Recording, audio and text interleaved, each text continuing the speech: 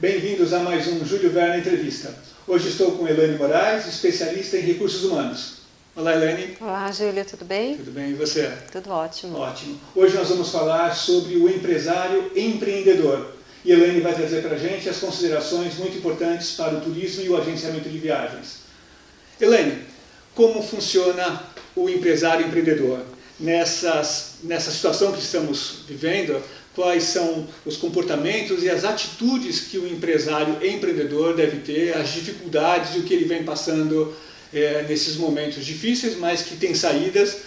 Quais são as atitudes, o que esse empresário empreendedor deve fazer para ele se manter ativo e próspero? Bom, Júlio, não tem como fugir neste momento, né? É uma crise financeira, política, que assola todas as organizações.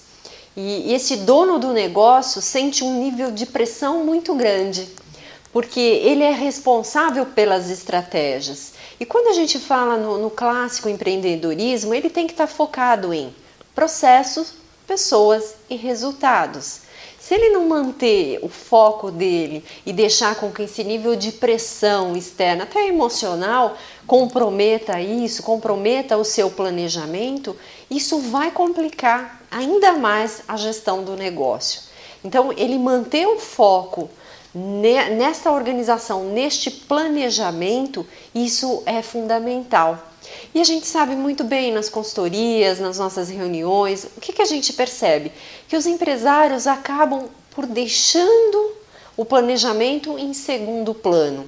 Ou as ideias, onde quer chegar, todo o processo de como caminhar para a melhoria de resultados fica muitas vezes na cabeça desse gestor. Está na cabeça deste dono da organização. E ele tem muitas vezes a dificuldade de passar essas estratégias, esse planejamento. E acaba não se reunindo com a equipe, com os líderes imediatos, acaba não deixando de fazer, como a gente diz, a lição de casa. Essa vida de empresário empreendedor é solitária? Também é muito solitária.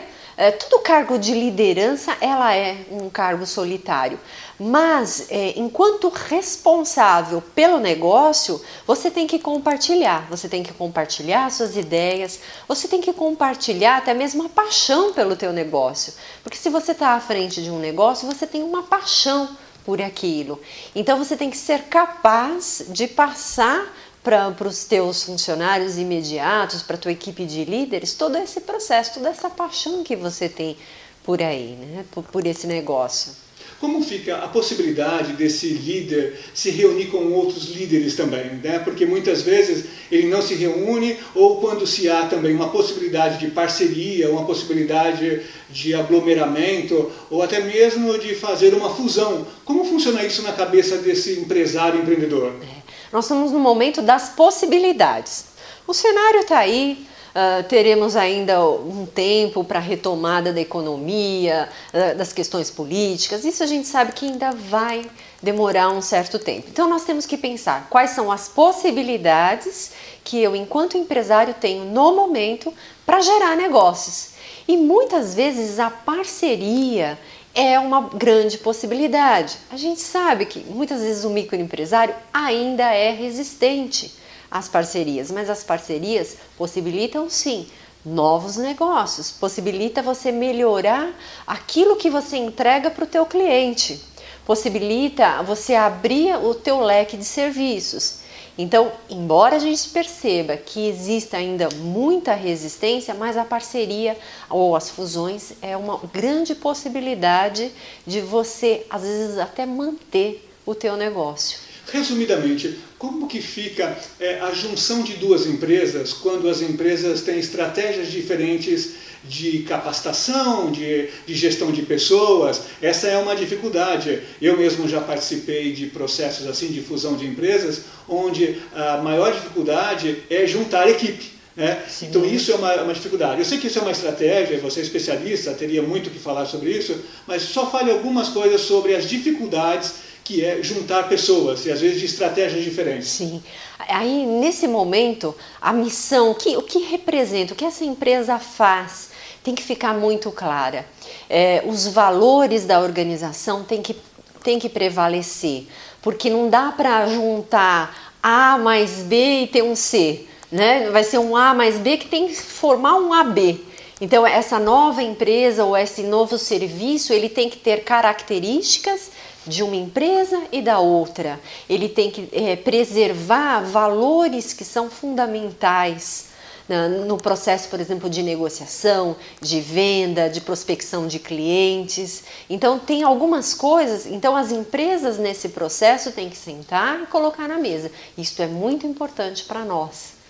Né? Então, para que fique claro e para que junto chegue ao meio termo e chegue num processo onde todo mundo esteja efetivamente satisfeito.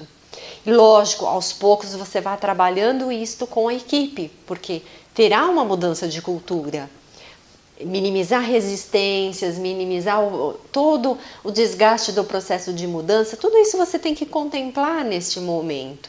Porque manter a equipe motivada e treinada é fundamental, seja numa fusão, seja numa parceria, ou seja num momento como esse. Infelizmente, o que acontece? Num momento de crise, o que eu vou cortar? Treinamento, capacitação. O que eu vou cortar? São coisas que hoje as empresas ainda não consideram no seu planejamento estratégico. Acham que é uma ação para o funcionário e não veem essa ação dentro do planejamento estratégico. Então, grandes empresas não cortam treinamento. Vão cortar talvez suprimentos, algumas outras coisas, mas não vão cortar coisas que são fundamentais para a organização, que é manter a equipe motivada e treinada. Se isso estiver, então, dentro da visão da empresa, que é manter os seus funcionários capacitados, treinados, ela deveria continuar, mesmo em tempo de crise, fazendo esta capacitação, manter a motivação da sua equipe. Exato. E aí, seja treinamento técnico, comportamental, e até trabalhar com multiplicadores. Eu tenho, 2.000 funcionários para treinar. É um custo muito alto. Ok, então eu fecho um pacote com uma consultoria e capacito 20 colaboradores que podem ser multiplicadores, ou 10 colaboradores que serão os multiplicadores para os demais. Né? Então eu vou elencar ali dentro do grupo pessoas que tenham esse perfil, preparo, a própria consultoria prepara esse grupo para ser multiplicadores e trabalho com multiplicadores internos. Então pensar na melhor estratégia. Cortar não é a melhor estratégia, mas a melhor estratégia para que eu faça a manutenção da informação, do conhecimento, da qualificação desta equipe. Que outras atitudes esse empresário empreendedor precisa ter para ele se manter muito ativo dentro de toda essa situação? Quais outras atitudes ele tem que ter? Júlio, o nome do jogo é relacionamento. Relacionamento com o mercado. Não dá para se fechar e achar que a gestão é feita só dentro das quatro paredes da sua organização. Se ela não tiver relacionamento com o mercado, e esta a gente sabe que é uma grande dificuldade também dos empresários, a gente vê isso, né, nas nossas consultorias, mas se não tiver aberto a relacionamento, dificilmente o teu negócio vai perpetuar, vai conseguir esses desafios que teremos pela frente. Seria venda, parceria, ter bom relacionamento com fornecedores, principalmente o agenciamento de viagens, ter relacionamento com fornecedores é imprescindível para o negócio continuar. Então, não só relacionamento, como boas negociações. Sim. Então, negociação é um outro item bastante importante num comportamento de um líder, de um empresário, empreendedor, é isso? Negociação tem que estar na veia. Ele tem que ser muito bom de persuasão, de negociação e até mesmo usar a sua equipe. Porque às vezes com determinado fornecedor ou parceiro ele não tem bom relacionamento. Ou ele não consegue ser tão assertivo. Então o que ele faz? Ele tem um bom gerente lá, ou ele tem uma equipe lá, um diretor que pode fazer isso por ele. Né? Então dentro desse planejamento ele vai contemplar com o parceiro X ou com o fornecedor Y, uso esta equipe, uso esse diretor para atuar abrir negócio. Olha, o Júlio Werner tem um bom relacionamento com o fornecedor X, às vezes já até trabalhou, o que acontece muito nesse mercado, já até trabalhou dentro desta organização. Então, por que não usar o Júlio como uma peça-chave para negociar com este fornecedor? É usar ao máximo as cartas, as pessoas neste processo. Nessa situação de dificuldade que estamos passando, como fica a equipe de base? O que esse líder ou esse empresário, empreendedor, ele deve manter ainda para a equipe básica, que são os atendentes, os vendedores, os chamados consultores ou emissores? O que esse líder, o que esse empresário, empreendedor deve fazer para manter esta equipe de frente com o cliente? O que ele deve fazer para manter essa equipe sempre motivada? Uma coisa é ele ter objetivos muito claros e sempre comunicar. Qualquer mudança de planejamento, um momento onde você lida com muitas contingências, você tem que fazer ajuste no planejamento. Não adianta fazer um planejamento estratégico lindo e maravilhoso em dezembro e agora em abril mudou completamente. Então, o cenário econômico, político, eu tenho que fazer ajustes. Eu lido com contingência o tempo todo. Mas isso, eu sento com a minha equipe, eu revejo esses pontos, revejo a estratégia e comunico.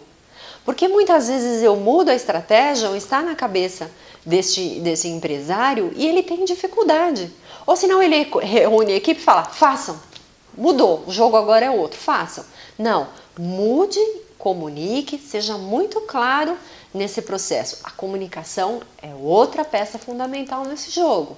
Se ele se comunica com assertividade, mesmo que seja, às vezes, até reajustes no processo de comissão, de salários, de corte de pessoal, às vezes é necessário para a sobrevivência do negócio. Então ele tem que chegar e ser muito claro com essas pessoas. Olho no olho, é uma conversa que tem que ser feita mesmo. Ok. Elaine, obrigado mais uma vez pelas suas dicas, pelos seus conselhos, pela sua consultoria. Agradecemos muito ao nosso público e em breve estaremos de volta com mais entrevistas com Júlio Werner. Obrigado e até mais.